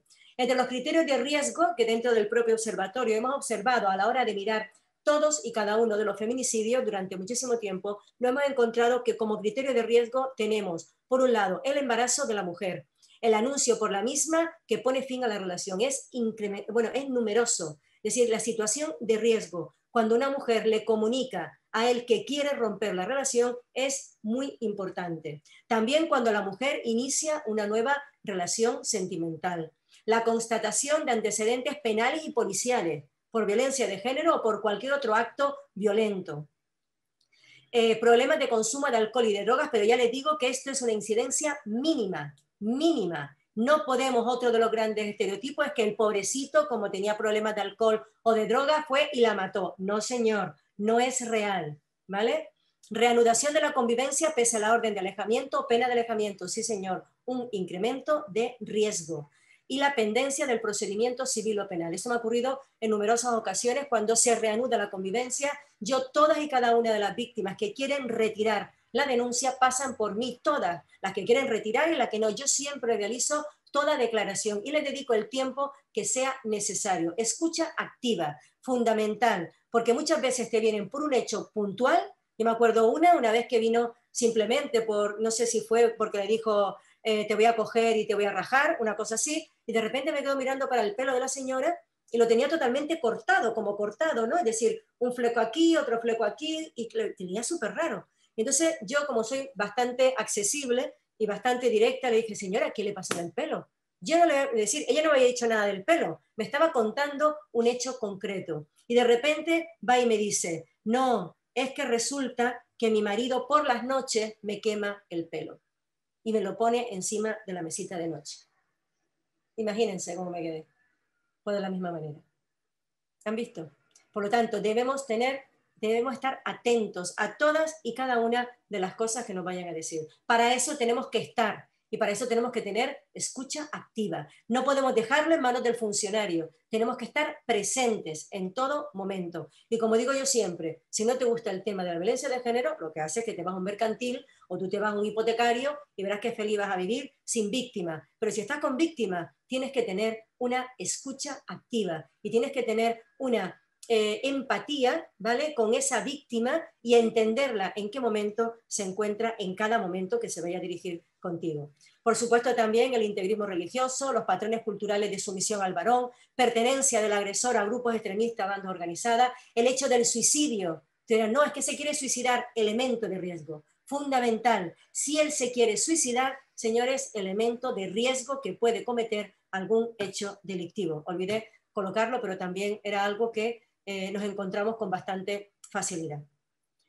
¿Qué pasa con nosotros y nosotras, ¿no? La subjetividad de quien juzga, es decir, cómo valoramos, cómo entendemos esa declaración de la víctima. Guillermo Vidal, Andreu, decía que debajo de cada toga, ¿alguien me puede decir cuánto me queda, porfa? Que debajo de cada toga hay un corazón, un estómago y un sexo, claro, cada uno de nosotros. Admitamos que nuestras resoluciones pueden tener sesgos innecesarios a la hora de valorar un asunto, que decidimos sobre situaciones en las que el género es un elemento importante, que no se puede tratar en un plano de igualdad absoluta al trabajador y a la empresa, y lo entendemos claramente, porque la empresa y el trabajador se encuentran en un plano que no es simétrico. Eso sí lo entendemos, que el empresario y el trabajador están en distintos planos, pero en relación a la violencia de género, el hombre y la mujer, no lo tenemos claro, no tenemos nada claro. Existen en España determinadas resoluciones que han marcado época, y ahora voy a pasar un poquito más largo esto para pasar a la jurisprudencia, ¿no? Que es realmente otro de los aspectos importantes. Aunque me retrase unos 5 o 10 minutos, no creo que me echen la bronca, ¿no? O sea, no, a lo mejor están aburridos, pero como no me entero, porque como no los veo, no sé si están aburridos o no. Así que yo me hago la loca. Tamara? Tamara, no te escucho. Continúe, adelante. Que tiene todo el tiempo que necesite, adelante.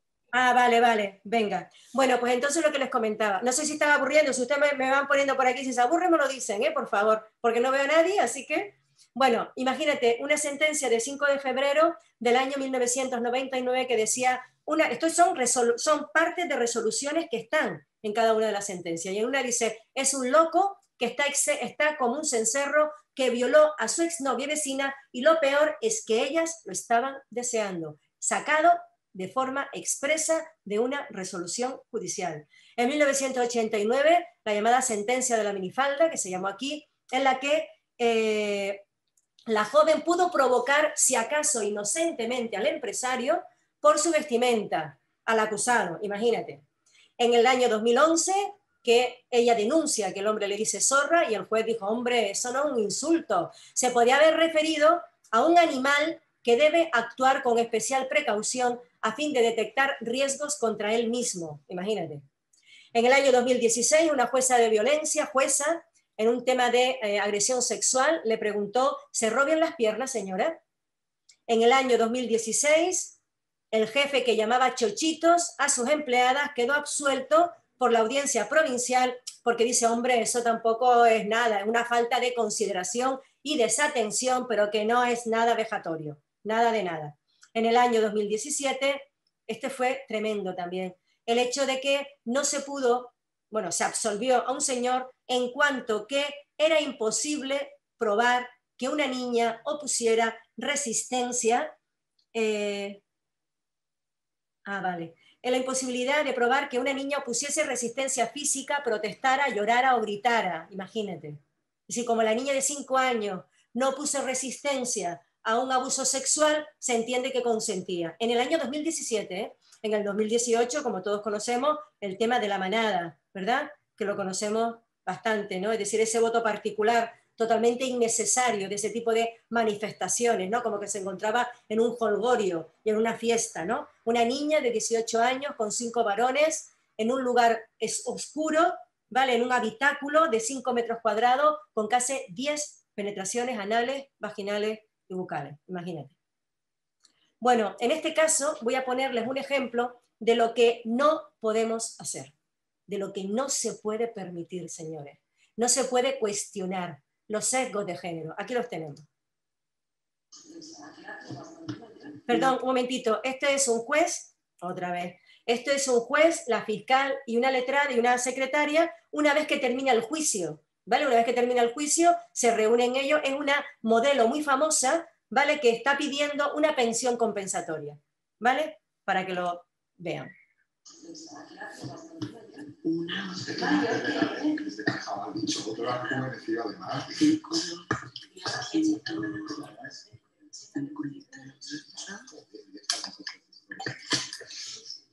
si es del 80 se conserva muy mal. ¿Cuántos? 38, 37. Ah, yo no lo vi bien entonces. No lo vi bien. Ah, no lo vi bien entonces. De hecho, es que lo vi con el pelo blanco. Es que esa es la letrada.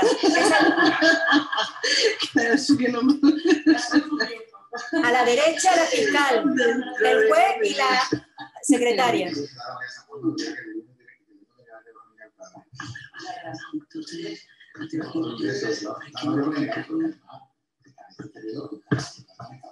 Mira, que lo iba a decir en el informe, pero yo no voy a pensar en lo que me sale. Tú lo vas a decir, claro que se puede explicar. Yo voy a pensar, pero la madre está por la noche en salva. Puede ser de violencia, ¿verdad? Que también pero sí que se no está un poco preparado, ¿no? Todo ello. Todo. ¡Qué fuerte!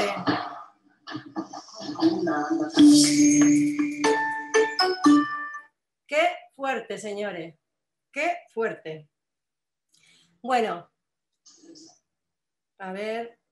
En cuanto a la subjetividad de Kenjuka, no solamente he traído esto, sino también he traído de Sudán, en la que esta chica, que se llama Noura, de 16 años, fue obligada a contraer matrimonio con Hamad, no sé si dice así, un hombre de 35. 3 años más tarde consigue escaparse de este señor, pero poco después su familia la obliga a volver con su marido. Después su marido la intenta violar con ayuda de 2 hermanos y un primo que sujetaron a Noura. Al día siguiente, estando ellos solos, la intenta volver a violar a Hamad y Noura se defiende cogiendo un cuchillo y clavándole varias cuchilladas que resultaron mortales. Cuando Noura cuenta a su familia lo que le había pasado, su propio padre la presenta a las autoridades y fue acusada de asesinato con premeditación. La familia de Hamad pidió su ejecución y en abril de 2018 el Tribunal Penal Central de Omdurmán la declaró culpable de asesinato con premeditación. Imagínate, el juez se basó en una ley obsoleta que no reconocía la violación dentro del matrimonio y Noura fue condenada a morir en la horca.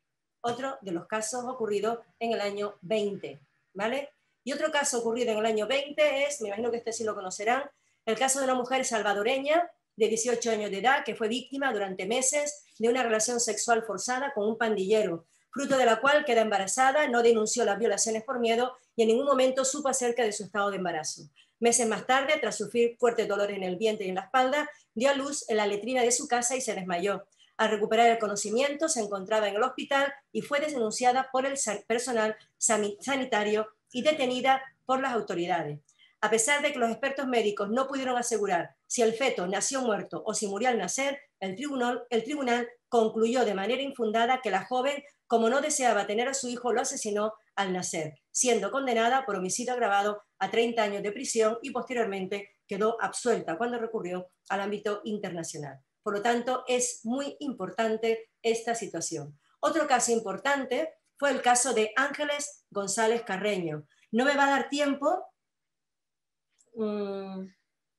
qué bien, no me va a dar tiempo de darlo en esa profundidad que yo quisiera, entonces ya nos podemos ver otra vez y podemos hablar de otras cosas, por ejemplo, de los menores, que me encanta hablar de los niños y niñas que se encuentran expuestos a la violencia de género, ¿no? Y la situación que viven. Bueno, pues este es uno de los casos fundamentales, el caso de Ángeles González Carreño de España, en la que su niña fue asesinada por parte de su marido. Y la situación en España, en ese momento no había y no existía la ley de protección integral. En este caso, ella vino a denunciar casi 55 veces a su marido. En ese caso, en ese tiempo, solamente fue condenado, de esas 55, solamente fue condenado en una ocasión, donde se puso una orden de alejamiento que no se podía acercar ni a ella ni a su hija de 7 años. En ese caso, él recurre y la audiencia, el órgano superior judicial, lo que vino a decir fue lo siguiente, estremecedor, que bueno, que con respecto a ella vale, pero que con respecto a la niña había que alzarlo debido a que se tenía que mantener las relaciones paterno-filiales. Eso dio lugar a que en un momento determinado este señor, durante un régimen de visitas, asesinara a su hija de 7 años. Y eso dio lugar a que fuera totalmente en el ámbito judicial español, totalmente desatendida y tuvo que ir al Comité para la Eliminación de todas las formas de discriminación, la cual en el año 2014-2012 presenta una comunicación ante ese comité y el dictamen adoptado por el comité en sus 58 periodos de sesiones de 30 de junio a 18 de julio vino a recomendar a España que efectivamente había cometido un error judicial y por lo tanto era necesario llevar a cabo una responsabilidad patrimonial. Además, venía a decir, España intentó defenderse, esto es lo que decía España para defenderse, y además lo que venía a decir era incumplimiento como una discriminación, de tal manera que los actos de violencia de género o de actos violentos deben ser tenidos en cuenta a la hora de llevar a cabo un régimen de visitas. Y yo voy a decir una cosa que quizás les vaya a rayar un poco la cabeza, pero es una de las líneas que estoy llevando aquí en España. Señores, debemos ser conscientes que un maltratador nunca, y digo nunca, es un buen padre. Hay gente aquí en España todavía que piensa que, bueno, aunque ella la agreda, aunque ella la amenace, aunque le haga algo, no pasa absolutamente nada, porque después puede atender al hijo sin ningún tipo de problema. No, señor. eso da lugar a la violencia vicaria, al llamado feminicidio indirecto, de tal manera que en España, desde el año 2013 hasta la actualidad, tenemos 40 niños que han sido asesinados. Hará cosa de menos de una semana, un señor en Tenerife mató a sus hijas, o presuntamente parece que ha matado a sus hijas, porque parece ser que la investigación va en ese sentido, y él acaba de salir. Y lo que le llama por teléfono a la madre dice: te vas a quedar sin tus hijas, sin lo más que quieres. Y eso ha ocurrido ya en varias ocasiones. Aquí otro caso, el caso Bretón, también asesinó y quemó a sus hijos con la única finalidad de hacerle el mayor daño a esa mujer. Y no son locos, señores, no son locos, ni están drogados, ni son borrachos, son simplemente hombres que cometen ese tipo de hechos delictivos sin más, con una finalidad clara de atentar contra la mujer y para hacerle el mayor daño, que no es otra cosa sino atentar contra sus hijos. En este caso, la señora tuvo que estar hasta el año 2018, señores, hasta el año 2018, en órganos jurisdiccionales, y ya por fin, en el año 2018, después del comité, se le reconoció 600.000 euros. Pero para ella, dice, tuve la ocasión de conocerla, dice que eso no le va a aliviar nunca el dolor de haber perdido una hija. Estos son la normativa, tanto textos internacionales, que picando aquí, ¿vale? Que ustedes, como tienen la presentación, que se las va a pasar, picando aquí tienen todas y cada una de las directivas y en definitiva de toda la normativa en materia de género en los textos internacionales y en la normativa europea, ¿vale? Porque la de ustedes me imagino que se la saben, mejor que yo. Y ya por último vamos a hablar de esa jurisprudencia, violencia contra la mujer en esa jurisprudencia. ¿Qué casos más importantes nos vamos a encontrar y cuándo comienza esa perspectiva de género? En los documentos internacionales existen varias definiciones de violencia contra la mujer, y es aquella violencia que se ejerce contra la mujer por el solo hecho de ser mujer. No está limitado al ámbito de la pareja o expareja. Hay que decir que existen estereotipos, como vimos antes, que están asignados para cada sexo, en la que siempre se le asigna un valor preponderante al hombre con respecto a la mujer. Esta forma de violencia es una manifestación extrema de discriminación por razón de género.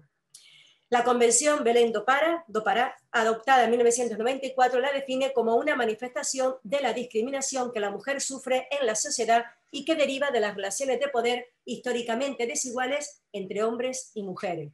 El Convenio del Consejo de Europa, conocido como Convenio de Estambul, habla y por lo tanto que es todo acto de violencia que se produce contra la mujer por el solo hecho de ser mujer. Y en su artículo 43 me viene a desvincular de las relaciones de carácter interpersonal, es decir, con independencia de que haya o no cualquier tipo de vínculo entre la víctima y el agresor, es un acto de violencia de género. En cuanto al ámbito de la Corte Interamericana, que ustedes sabrán muchísimo más que yo, los casos que han llegado del sistema europeo son los que se han producido en cuanto a jurisprudencia en el ámbito familiar, aunque también han llegado casos de violencia contra la mujer producido por agentes externos públicos o privados, pero el mayor número son los relacionados con el ámbito familiar.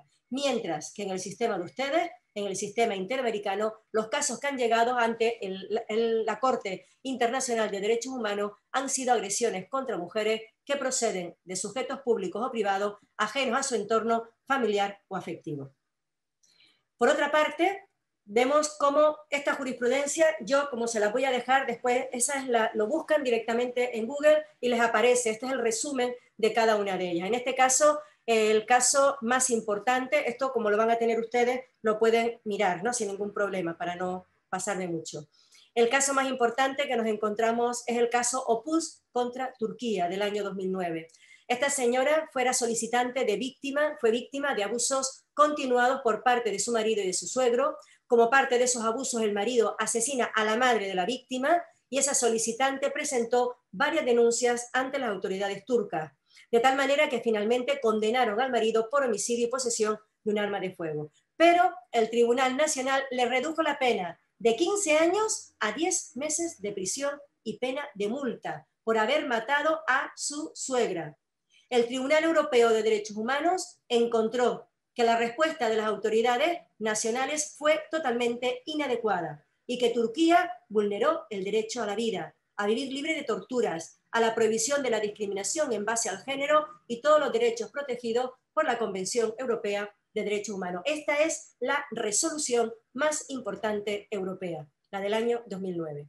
En este caso, el Tribunal Europeo, manifestación, lo que les decía, la lesión del derecho a la vida, del artículo 2, así como prohibición de tratos inhumanos y degradantes, del artículo 3, y el incumplimiento de obligación de las autoridades nacionales de proteger la vida de la fallecida por las numerosas resoluciones. Yo se los mandé, el caso Opus. La violencia sufrida por las demandantes se encontraba basada en motivos de género, lo que equivale a una forma de discriminación contra la mujer, violencia a manos de sus maridos, pasividad del sistema judicial que no hizo nada y la impunidad de sus agresores. En este caso no se investigaron los asuntos de violencia de género y además los policías recomendaban a la mujer retirar la denuncia bajo el argumento de la protección de la tradición y del honor en este tipo de países islámicos. Otro caso importante, que imagino que lo conocerán, que es el caso penal Miguel Castro contra Perú del año 2006. En este caso, en fecha de 6 de mayo de 1992, Alberto Fujimori convirtió las prisiones en un campo para adoctrinar a los partidarios. A partir del golpe de Estado, asumió funciones dictatoriales y realizó la llamada Operativo Mudanza 1, que lo que pretendía era trasladar a las internas que se encontraban en el pabellón A1 hacia una cárcel de máxima seguridad conocida como Santa Mónica. Estas internas eran inculpadas de terrorismo, de tal manera que la Corte Internacional de Derechos Humanos dijo que ese no era realmente el fin del traslado, sino que era una forma o algo totalmente encubierto para atacar o atentar contra la vida y la integridad de los prisioneros. No existió ningún tipo de motín, se lo inventaron. Se metieron los militares en los pabellones utilizando la fuerza, realizando disparos al techo, detonaciones sucesivas, se utilizaron armas de guerra, dispararon contra los internos y además se produjeron actos de violencia sexual contra las mujeres.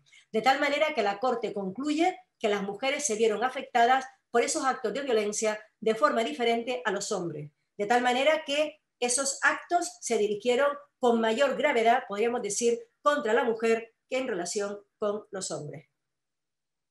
Otro caso importante, que ustedes lo conocerán, bueno, de toda la vida, es el caso Campo Algodonero, en la que el 6 y 7 de noviembre de 2001 se encontraron 8 cuerpos de mujeres en el terreno conocido como Campo Algodonero en la ciudad Juárez de Chihuahua. 7 de esas mujeres habían desaparecido e ignoradas por las autoridades, quienes le dijeron a sus madres que no, que se fueran y que pasadas 72 horas vayan a confirmar su desaparición.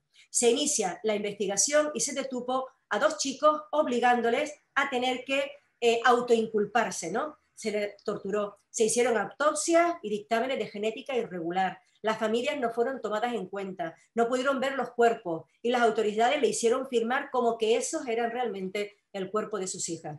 En ese juicio declararon fiscales y peritos que las autoridades le habían obligado a armar los expedientes, a fabricar culpables para evitar la presión social.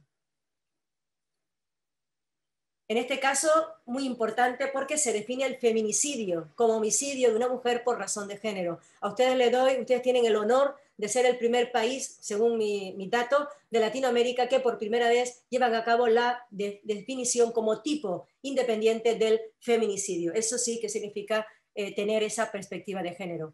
Estableció además que ese concepto de feminicidio es aquel homicidio que se produce contra una mujer o asesinato por razón de género, por el hecho de ser mujer. Además, es necesario que sean asesinatos de mujeres, lo que comento, por el hecho de serlo, un alto grado de violencia, incluida violencia sexual, que se dé en un contexto de discriminación contra las mujeres y que la respuesta de las autoridades vayan a ser ineficientes, lo que provoca la impunidad de los asesinos.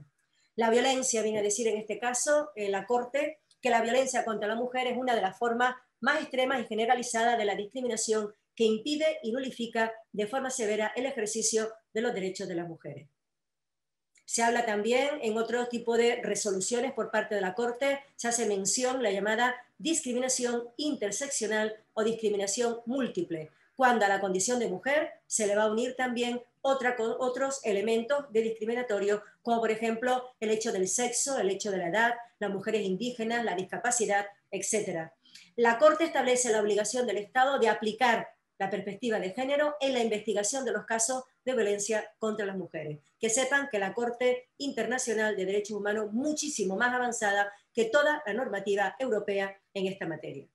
Por lo tanto, como conclusiones, tenemos que decir, señores, que tenemos que tener presente que la aplicación del derecho con perspectiva de género contribuye a dar solución a los problemas jurídicos, de manera que no se vulnere el derecho de las mujeres en detrimento de los derechos de sus hijos e hijas que se encuentran expuestos a la violencia, y que el sistema judicial y nosotros, como Poder Judicial y ustedes igualmente, debemos estar libres de estereotipos en el momento de ejercer nuestra función jurisdiccional para asegurar la igualdad y la justicia tanto de las mujeres como niños y niñas que viven en un clima de violencia, de tal manera que seamos capaces, con esa perspectiva, de adoptar medidas de protección para ello. Necesitamos estas gafitas que les dije antes para lo de George Clooney y también el otro, ¿cómo se llamaba? El de Pretty Woman, ¿no? Estas gafitas, cuando las ponemos, esas gafitas, la realidad cambia. Y esas gafas son las que nos hace falta a la hora de llevar a cabo cada uno de los casos de violencia de género para aplicar esa perspectiva de género, para abordar y para reconocer esa discriminación. Y ya por último, ya mi maribillo, ya termino ya con esto, decirle, voy a responder ahora las preguntas, así que no se vayan. Este es un vídeo que viene a recoger todos esos rostros de la violencia de género y en realidad es un canto a esa esperanza de que entre todos juntos podamos erradicar esa desigualdad que existe en todo el mundo. Muchas gracias y les dejo con el vídeo.